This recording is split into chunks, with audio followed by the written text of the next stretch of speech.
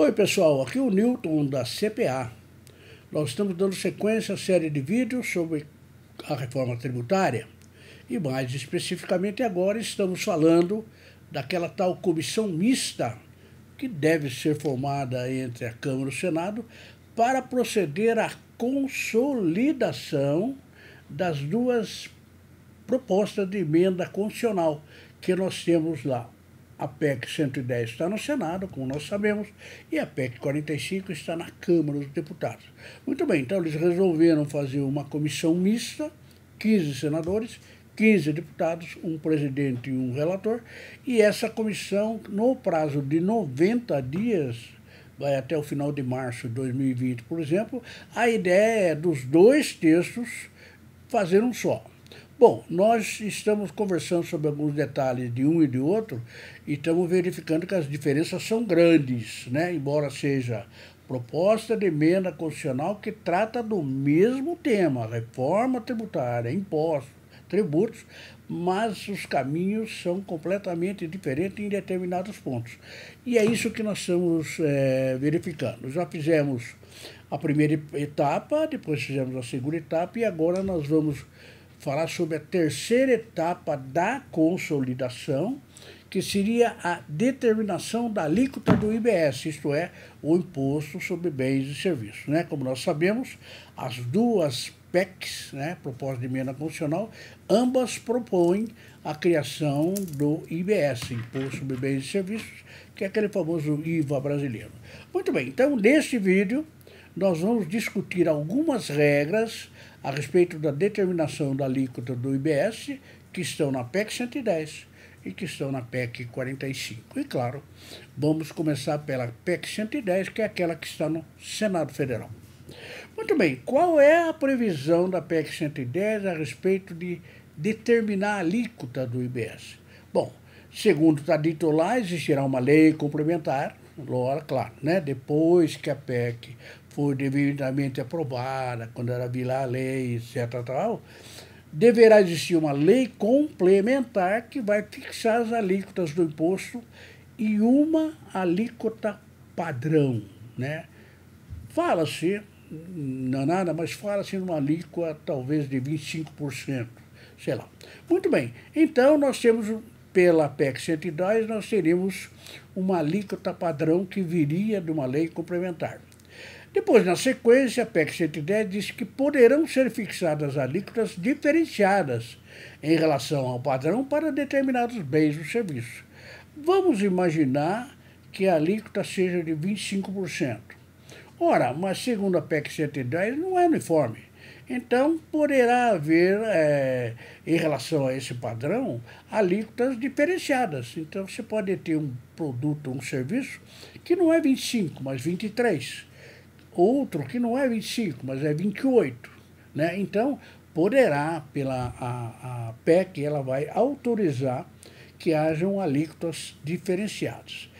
E, além disso, a alíquota pode diferir, né? Portanto, dependendo do bem ou serviço, mas é aplicado de maneira uniforme em todo o território nacional. Né? O que nós podemos dizer, por exemplo, é que na lei complementar, que é tratada, que vier depois, né, da emenda constitucional aprovada, a lei complementar ela vai fixar uma alíquota, digamos, uma alíquota padrão, volta em hipótese, digamos, 25%, mas existem produtos e serviços que são 20%, outro é 18%, outro é 23%, a maioria, é claro, será 25%.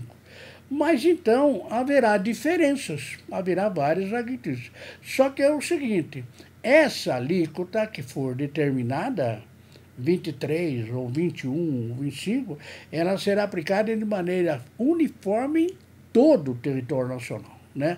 Isso quer dizer, por exemplo, que se você tem uma alíquota para a televisão, essa alíquota para a televisão, que não é o 25, porque é diferenciada, digamos, mas ela vale para o país inteiro. Né? É uma maneira uniforme em todo o território nacional. Veja o que é interessante, né? A gente tem conversado muito a respeito da alíquota única, mas aqui a gente percebe que a PEC 110 não tem alíquota única, pode ter várias outras, desde que, claro, fixadas pela lei complementar, e nós sabemos lei complementar tem que ser aprovado no Senado em 2 turnos, aprovado na Câmara dos Deputados em 2 turnos, assim por diante, né? Então, esse talvez seja uma grande diferença. Muito bem, aí vem a pergunta, e a PEC 45? Como é que ela fala? Quais são as regras para que se determine a alíquota do imposto sobre bens e serviços? Vamos lá. Cada ente federativo, quando eu falo ente federativo, estou falando União, Estados ou municípios, né? Cada ente federativo fixa uma parcela da alíquota total do imposto por meio de uma lei ordinária, né? Federal, estadual, distrital ou municipal, seria uma espécie de subalíquota. Então vamos lá, se nós temos uma alíquota de 25%, para não mudarmos muito, não fica complicado, o que vai acontecer? Cada município, cada estado ou a própria União, ela pode dizer, olha, dessa alíquota de 25%, a minha alíquota, a minha parte aí é de 12%, né? Ou de 5%, ou de 4%. Enfim, cada ente federativo ele vai fixar daquela alíquota total qual é a parcela da alíquota dele, através de uma lei ordinária, seja na União, no Estado ou Distrito, né? E aí vai se criar uma espécie de subalíquota, né? Você tem uma alíquota geral, uma alíquota total, mas a composição daquilo, né, será determinada segundo a determinação de cada ente federativo. Muito bem, o que fala mais a PEC 45 a respeito disso? Ela diz o seguinte, uma vez fixado o conjunto das subalíquotas federal, estadual e municipal ou distrital, forma-se a alíquota única aplicável a todos os bens ou serviços consumidos ou destinados a cada um dos municípios e estados brasileiros, né? Então, ora, quando nós tivermos subalíquotas federal, estadual ou municipal, somam essas subalíquotas, forma-se um total, dá um total. Esta será a alíquota única, aplicável, né, a todos os bens e serviços consumidos ou destinados a cada um dos municípios ou estados brasileiros. Em princípio pode parecer um pouco meio complicado, né? Mas vejamos depois como é que vai funcionar isso na prática. Muito bem, depois tem um outro ponto na PEC 45 que é o seguinte, é criada a figura da alíquota de referência. O que é uma alíquota de referência?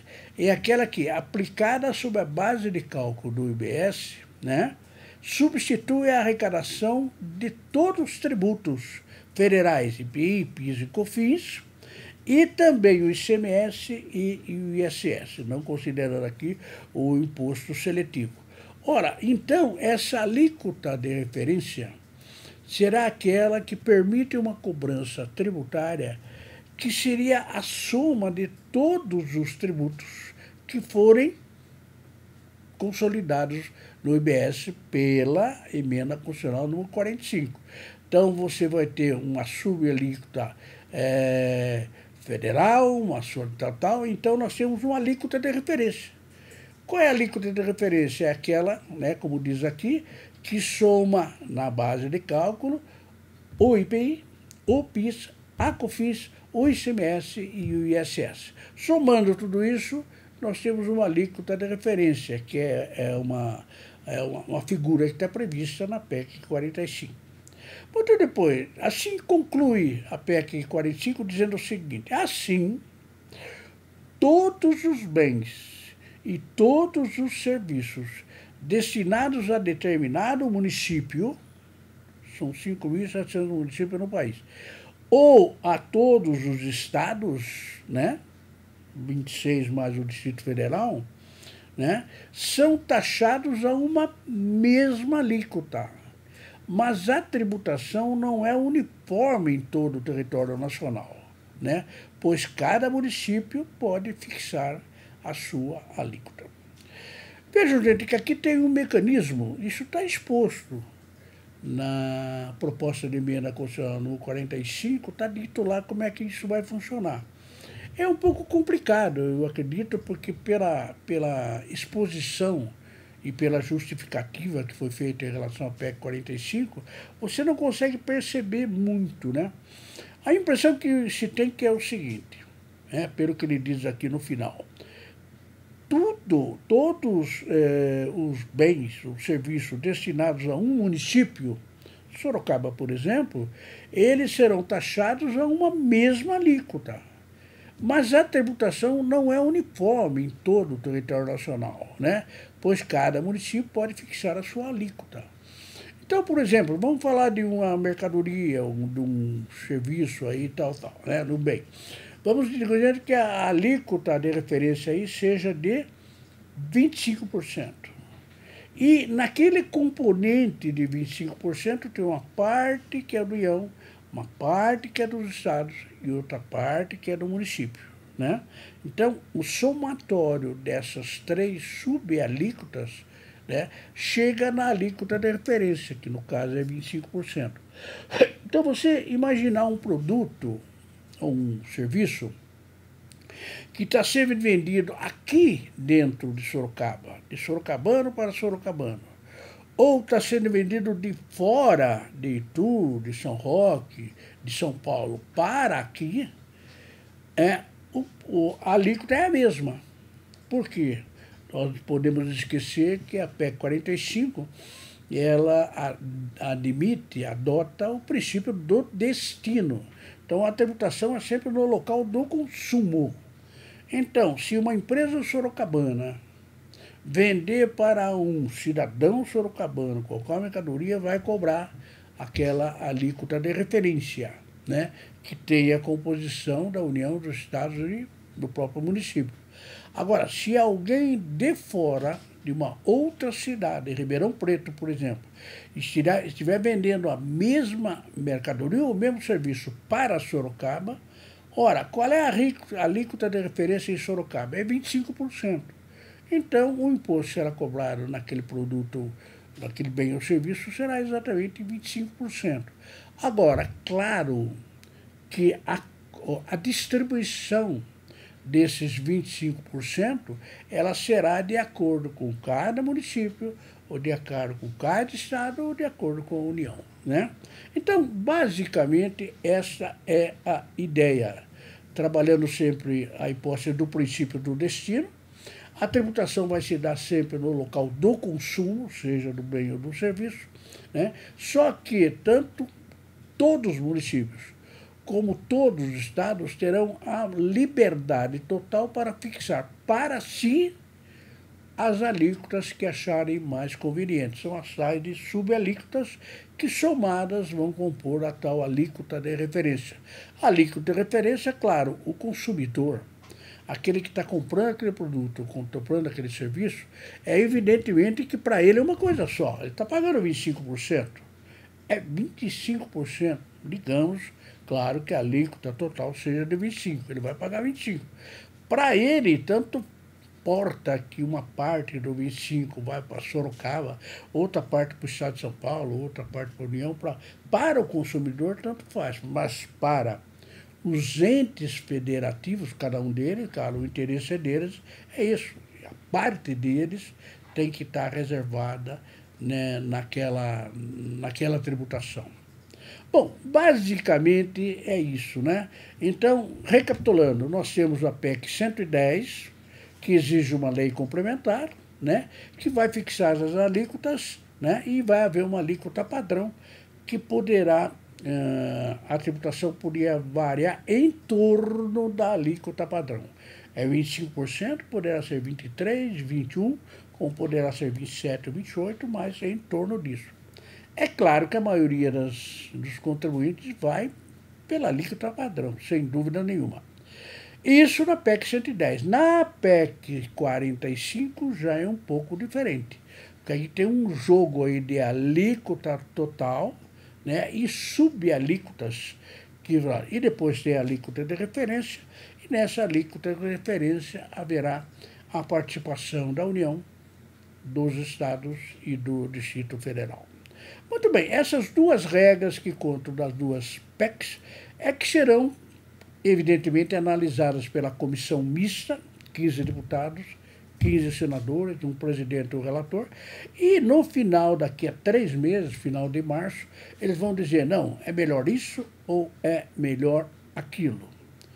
A nossa opinião aqui da CCA, a opinião, claro, não tem nenhum valor no final, mas a nossa opinião é que a legislação que está sendo sugerida, que está sendo prevista na PEC 45 tem algumas vantagens, né, melhores do que a regra, embora a regra da PEC 110 seja mais, digamos assim, mais simples, mais fácil de entender, e a PEC 45 tem um pouco de confusão, né?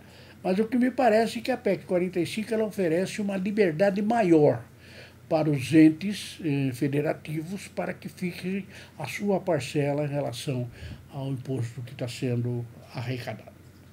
Muito bem, pessoal, então aí vai o papo da determinação da alíquota do IBS, né, nesse trabalho que nós estamos fazendo de consolidação das duas propostas de emenda constitucional. Bom, eu queria lembrar que no próximo vídeo a gente continua falando dessa consolidação e vamos tratar de um assunto muito grave e muito importante, que é a concessão de benefícios fiscais. Benefícios fiscais é um campo muito complicado na tributação do Brasil, porque você sabe que o Brasil tem mais de 100 regimes especiais, de isenções, de ferimentos, alíquotas, tem de tudo, né, no Brasil. Isso é uma bagunça generalizada. Nesse caso, a PEC 110, ela ainda, nós vamos ver depois, ela admite alguns benefícios fiscais. A PEC 45 já é mais drástica, né? Ela é mais restritiva e ela fala que não tem que ter benefício fiscal nenhum. Bom, de qualquer forma, no próximo vídeo a gente vai tratar um pouco, então, a respeito das renúncias fiscais que nós temos aí e vejamos qual é a pretensão tanto dos elaboradores da PEC 110 quanto dos elaboradores da PEC 45 para tratar dessa questão dos benefícios fiscais. Lembrando, novamente, que são mais de 100 regimes diferenciados, especiais, com vantagens, com privilégios, tal, né? Muito que estão sendo até combatidos, e vejamos o que vai acontecer. De qualquer forma, a bola vai ficar com a comissão mista, e eles terão 90 dias para dar opinião sobre isso, sobre aquilo, né? Porque depois que eles aprovarem um texto na comissão mista, isso vai para o plenário da Câmara, 2 turnos, para o plenário do Senado, mais 2 turnos.